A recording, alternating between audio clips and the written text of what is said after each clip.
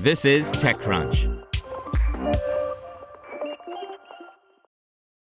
It's gloves off in one of the more tense rivalries in the world of startups. HR company Rippling Monday morning announced a lawsuit against Deel, another big player in the same space. The dramatic 50-page complaint alleges racketeering, misappropriation of trade secrets, tortious interference, unfair competition, and aiding and abetting a breach of fiduciary duty. The lawsuit is largely centered on an employee whom Rippling claims was working as a spy for Deel. Deel has denied the allegations in a statement to TechCrunch in an equally florid way, setting the stage for the airing of yet more dirty laundry. Weeks after Rippling is accused of violating sanctions law in Russia and seeding falsehoods about Deel, Rippling is trying to shift the narrative with these sensationalized claims, a spokesperson said in a statement provided to TechCrunch. We deny all legal wrongdoing and look forward to asserting our counterclaims. The HR technology space is highly competitive, featuring not only major incumbents, SAP, ADP, Workday among them, but also numerous startups targeting the many different aspects of HR, such as payroll, recruitment, training, compensation, and benefits management, and onboarding. Companies like Deel and Rippling aim to provide an all-in-one platform for these services.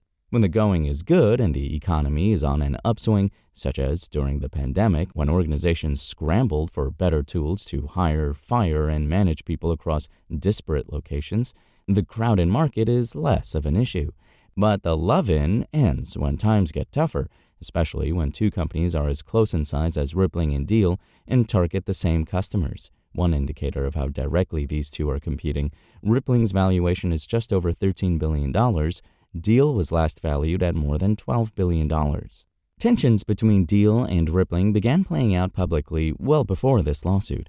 Last year, Rippling launched a market campaign that took direct aim at Deel, featuring a snake game. The game, still accessible, portrays Deel as a snake and accuses the company of charging higher fees than Rippling. The rivalry took another turn when a Deel sales director visited the site to check out the game, engaging with a chatbot on the page, and then later saw the exchange posted on Twitter by the COO of Rippling. The troll did not play out as expected, with customers alarmed by what they saw as doxing by Rippling. The feud has also involved allegations concerning compliance with Russian sanctions. Rippling's complaint alludes to the claims, though both companies have faced scrutiny as it relates to the issue. More detail is available via a link embedded in the text version of this article. What is quite notable in the lawsuit is just how much of the evidence for Rippling's claims is based around Slack activity. Rippling's lawyers note that the company keeps a log of what people do in the Salesforce-owned chat platform.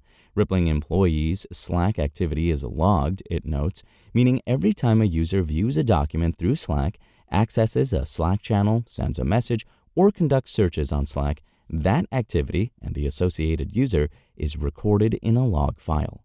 It was a sudden spike in that logged activity, and specifically how it centered around the word Deel, that raised a flag to the HR team that tracks that activity. Quote, beginning in November 2024, an employee referred to as DS beginning, previewing channels at a rate orders of magnitude greater than he had before, both in terms of the number of channels previewed and in the number of times he previewed each of those channels, unquote. The lawsuit states that many of these channels contained confidential sales and business strategy discussions, with particular emphasis on Deel. The channels DS previewed during this period have no connection to his payroll operations job responsibilities, states the complaint.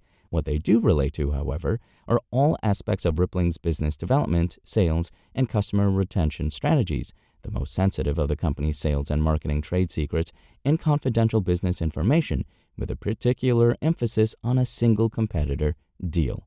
Quote, leaving no doubt about the ultimate beneficiary of the brazen espionage scheme, DS viewed channels related specifically to Rippling's competitive intelligence concerning Deel over 450 times during the course of the scheme. Indeed, DS's top 10 channel previews since November 2024 are all sales-related channels, completely unrelated to DS's role in payroll operations, unquote.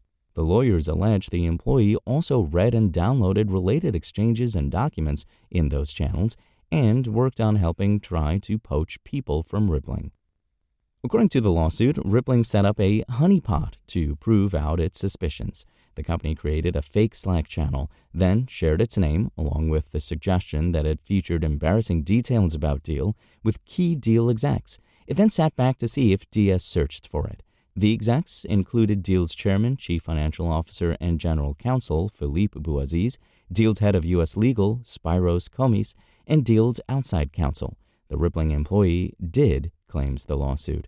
Things got very heated afterward, per the filing, which says that when an independent solicitor attempted to seize DS's phone by court order, DS escaped to the bathroom, locking the door behind him and refusing to come out, despite the independent solicitor's repeated warnings. Rather than comply, it goes on, DS was heard doing something on his phone by the independent solicitor, who also heard DS flush the toilet, suggesting that DS may have attempted to flush his phone down the toilet rather than provide it for inspection.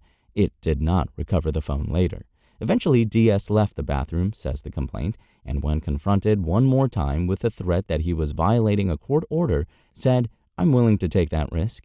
DS then stormed out of the office and fled the scene, the lawyers note. Rippling has not responded to questions TechCrunch has sent, asking if it intends to also file a suit against DS or whether it can confirm the name. But despite the company giving the alleged spy a set of initials, it has done precious little to hide his identity, spelling out when the person joined, describing the person as he, and describing what role he had at the company made it almost too easy to find on LinkedIn the person it suspects of spying. The person we contacted has since deleted his profile on the site.